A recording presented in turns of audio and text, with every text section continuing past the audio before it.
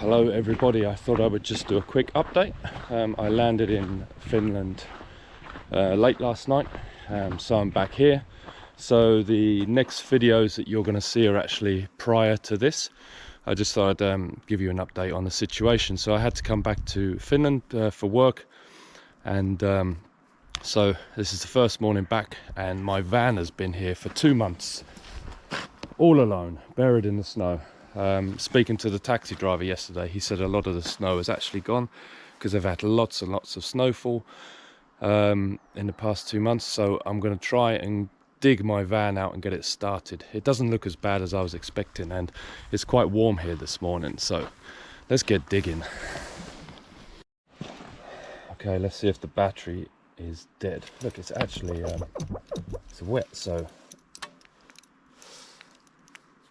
uh-oh, that's not a good start. That's not a good start at all, is it?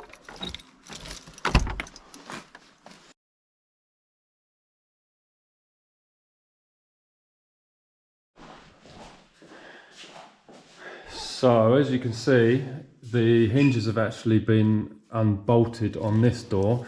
So I think the only thing that's actually holding it on is the stop thing that stops the door from opening too wide.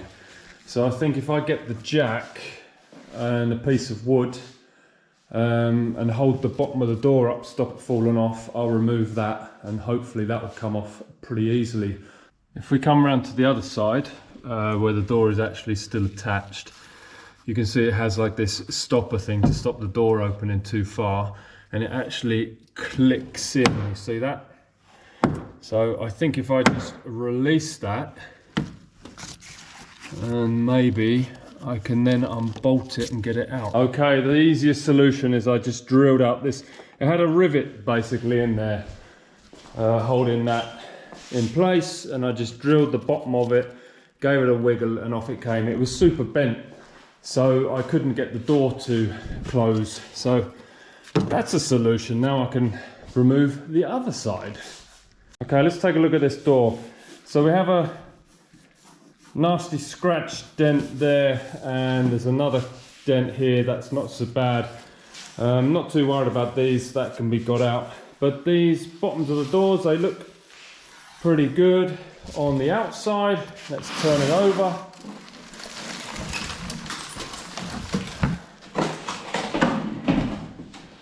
And actually, incredibly, they look really good. Actually, very good. Oh, that would be fantastic if these don't need much work. Well, hopefully the other side is the same. Funny, because these seals, I mean, look. It's like Swiss cheese. Okay, so on this side, I just went ahead and drilled up the pin that was in there, and now I can open the door very wide, and then I just need to remove these 6 bolts, and this is the other door off. And just like that, in a matter of minutes, door number 2 has been removed. Right, so this one on inspection doesn't look as healthy as the other side. I think this is probably, I mean, it's not too bad. It's really not that bad, but I would think that after it's blasted, this will need some rust repair, some new metal put into that. But overall, it's really not bad. Not half as bad as I expected, so that's another good news. So the next thing is to remove the rear wing. So if you look at this side, you can clearly see the bolt holes that hold the rear wing on, and you can see there that they, well, you can see them there basically. Simple as that. I think I might take this bumper off first because it wraps around here, so that'll make it a bit easier access to get the rear wing off. And then I'm going to have a bit of a tidy up because it looks like this has been a squirrel's home for a while. a long time ago. So we'll have a bit of a clear up as well, get all these nuts and bolts and put them in a little box. Just couldn't help myself, I just ran over this with the wire brush, only gently look, and you can see straight away that it's going to need some rust repair. So I'll have to unpick this edge. I mean, this corner looks perfect, so that's good news, and probably up to about here, but then you can start seeing some pinholes appear. So I'll have to take this edge off, repair this inner section, then put a new edge on the bottom there. And you can also see this overspray in green that it had is just kind of peeling off. Me and Ollie were actually talking yesterday when we were at the Interclassic show. There was a, I can't remember what car it was, in a similar yellow to this. I mean, do you call this yellow, or? It's not beige, it's not quite yellow, it's kind of a mustard colour. Yeah, we saw another car there, I can't remember what the car was. Alfa maybe? Alfa Romeo, and it looked really cool. So I think Ollie's kind of coming round to the idea of having it back to the original colour. That would be really cool, I'd like that. So I just had a bit of a clean up, got rid of all the loose nuts and bolts, put them in a container, and then vacuumed everything, found a dead mouse, which was nice, kind of mummified. But as you can see, these floors are damn good. Maybe they'll blow a few holes through that patch there. That's pretty normal where your feet go. So if it's wet weather, in and out with wet shoes, normally that can be a place where they can rot through. It doesn't look too bad though. And I also found some coins, a badge. Looks like a bouncy ball, I think, at one stage. I don't think it's a sweet, it feels rubbery. And I don't know if that's a cigar wrapper and a cute little kid's badge. I always like finding bits and pieces like that in these cars because it's like part of the history, isn't it? You know, these were once used regularly and weren't a classic car, you know. So it's always nice to find these little bits and pieces. And next I'm going to tackle the rear bumper. So you can see here it's in 3 pieces. You have these side pieces, then the main rear part with the spotlight or fog light, and then you have 2 bolts inside this joint either side, and then I think there's only 2 holding the main piece on. So I'm going to tackle that next. Monday morning, back in the workshop. I'm going to continue to strip the Triumph as I was doing on Saturday. I'm going to take the boot lid off, other wing, try and get the rear bumper off. Hopefully that WD-40 has soaked in a little bit. But I'm not that happy this morning because look.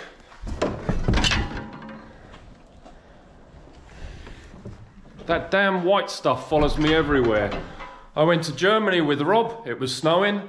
And then I come to Belgium and then we have lots of snow, but it's quite wet, so I don't think it's going to last very long. But yeah, I'm going to crack on with this for a couple of hours, and then me and Ollie are going to take the Nova parts that are loaded in the van to the powder coaters, and then later today we'll continue stripping this. Let's get it on. Okay, looking in the boot area here, it still has a spare wheel in there, a little bit mouldy, probably flat, looks very old and worn out. So I'm itching to get that out as well to see what the floor is like underneath. I'm hoping, fingers crossed, that it's as good as the front floors. I'm also going to get this boot lid off. So I think I'll just take these 6 bolts that hold the hinges on, and then I need to take this boot stay off, which is quite cool. I quite like these because they work on like a ratchet, like that. So, and then also the tank needs to come out there, and then you have the fuel pumps in the back. So, lots to do.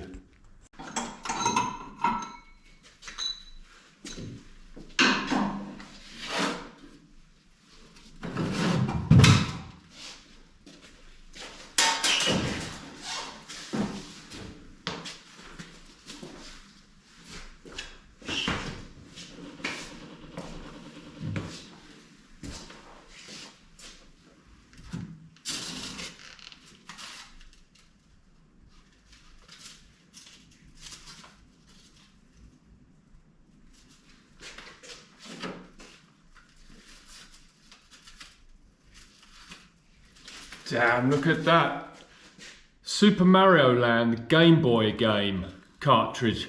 How cool is that? And some business card for marine and car company. Love finding stuff like this. Right, take a look at this boot floor. It looks in super. Oh, I can see money. There is more money. What is that? 10 cents. Maybe Belgium. Did they have francs before the euro? Belgian francs? I'm not sure. I'll put it on the treasure pile.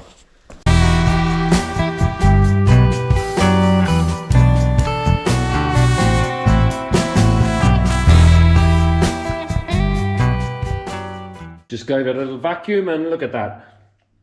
Almost as good as new. Next I'm going to take the tank out. So you obviously have the filler here, and there's a really short pipe that goes from the filler to the tank, and there's just a short piece of rubber hose with 2 clamps on. So if I undo the 2 clamps, I can then lift the filler out. I just had a look inside and it's completely bone dry and doesn't actually smell that bad, which is a bonus, because old fuel smells disgusting. So I'm going to get this out. There's the feed to the filter and the pump. There must be a return as well that goes under there. So I'll remove those, and then hopefully there's just a couple of bolts probably around the other side. I don't know. Yeah, there you go. So there's like 4 bolts holding that in, so hopefully I'll get the tank out. Well, it does smell a little bit. Not too bad though. Easy.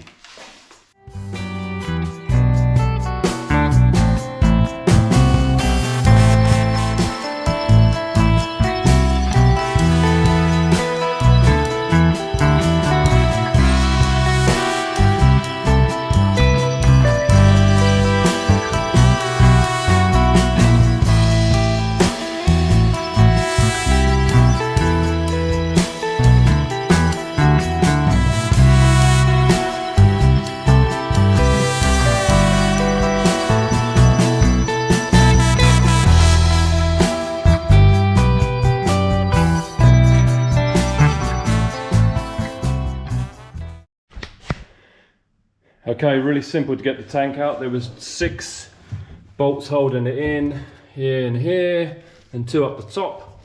And then the tank won't come out with the filler rubber hose on. So you have to take the grommet off, which fits on this lip, and then you can pull the filler neck out, and then the tank just comes out really easy. So further inspection. Under the tank looks really good as well. So I'm hoping, still hoping, that this is going to be a worthwhile project. So I'm going to remove all of this old trim now, and then I can get to the bolts for the wing. On Saturday, when I was trying to remove this bumper, I got into a little bit of trouble with the bolt that holds the front of this rear quarter bumper off. There's a bolt in here, and it's actually a pressed in bolt, so it doesn't have a nut on the other end that you can get a spanner on. It's like spot welded in place, but because the nut was so welded, when I tried to undo it, it's just spinning, so I can't actually get behind it. So I'm going to have to somehow get in there and cut the nut off to be able to remove this, because I can't actually get the wing off with this in place. And then with the wing off, I can then get those 3 bolts off that holds this corner piece on, like I did on the other side.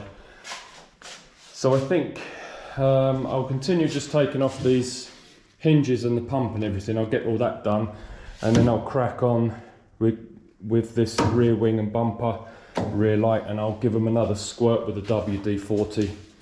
Okay, really easy to remove these panels. It's just held in with a few screws, and then you can see here the back of the light. So always make note of the wiring configuration before you remove anything. I always take pictures of everything like this, because then you don't have to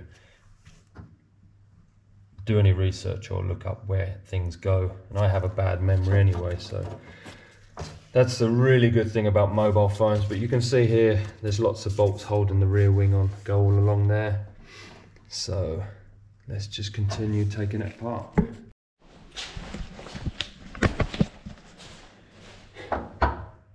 Another treasure find. Look at that. I was just pulling this cable out that goes through here for the back light, and look at this.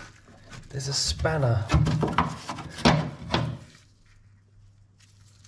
How cool is that? 1/2 inch and 7/16, made in India. Another treasure find to put on the pile.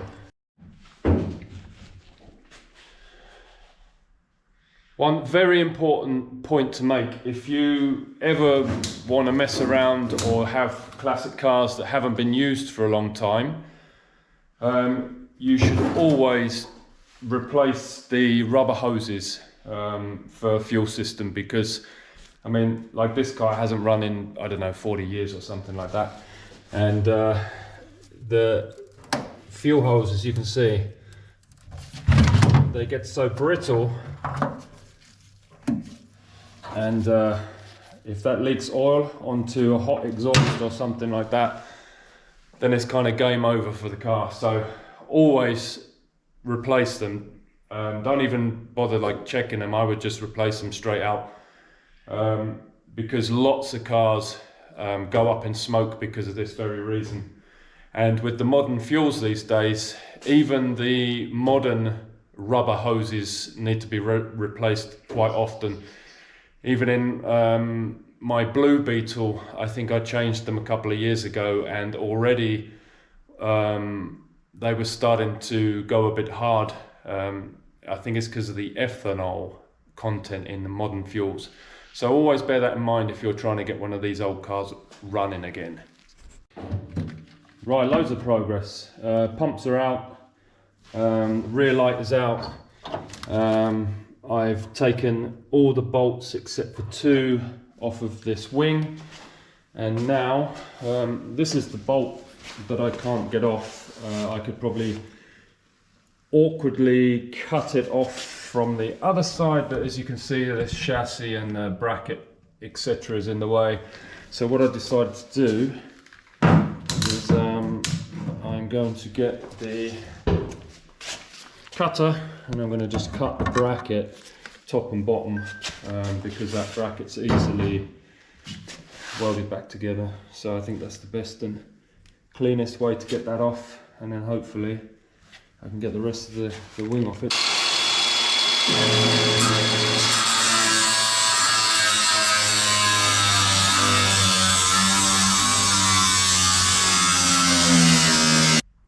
Alrighty, so I have undone the one under there.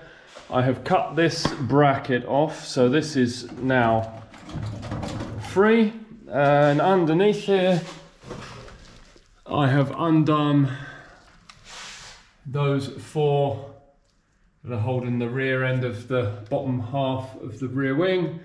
So this bracket is now free. Sorry, I'm going to undo these 2, so then that bracket is free. There's the bolt that I couldn't quite get. Well, I could have got to it, but I just cut the bracket instead. Yeah, so the rear wing should be almost ready to come off. Okay, so there's a few cheeky little screws I removed from in there. So now this is nice and free. This is nice and free. And I've released the bracket here. So I think there's only 2 more that I've left in place that I need to undo, and then this wing should come off.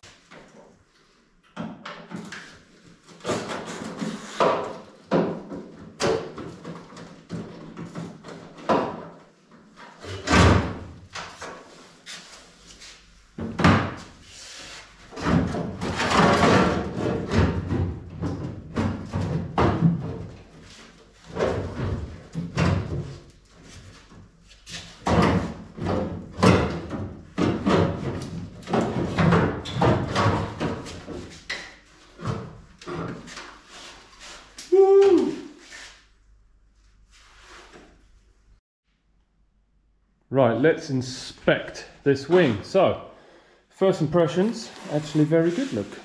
Doesn't look like there's a little bit of surface rust there, but let's turn it over.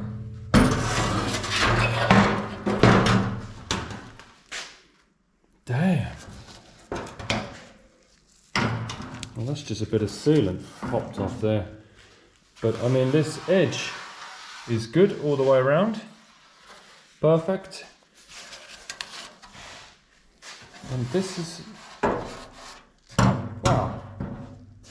See, the more and more I dig into this, it surprises me, because on first glance, to most people, you would think that this is unsavable, you know, looking at the rust holes here.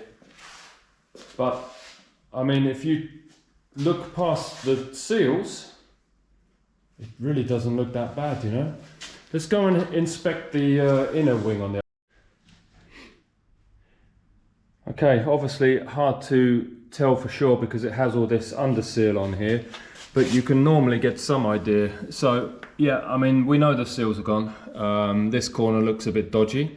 There's some holes there, but that's to be expected. But I mean, the bulk of it up in here, you would expect it to be really bad, because that's where all the dirt and mud and everything gets flung up, and then obviously inside here as well. But I mean, it doesn't look like a horror story to me, so I am super surprised. And even this edge on the other side, it had blown through some holes, but maybe this side we've got away with it. Okay, so let's get this bumper off. Okay, so there was actually a hex head on this. It's just that I couldn't get the spanner on it because it's like sunken in here. So I think it probably should be like this captive nut, and then it's rusted and someone's just put a bolt in there. So I'm going to get that off as well. Alrighty, rear bumper is completely off now. The two bolts that were the two bolts that held it on, which go here, were super rusted. So I just used the oxyacetylene torch, heated them up, and then they came off super easy. So the next thing I'm going to do is remove the windscreen. Okay, that's a wrap for that episode. I hope you enjoyed the progress. Overwhelming response for the first video for the TR6. Super happy with all the comments that have been left. Been really helpful regarding the color, etc. Keep the comments coming, and another episode will be out shortly. As I mentioned at the beginning of the video, I'm back in Finland and I'm just about to do a couple of videos on the Land Rover. So stay tuned and take care.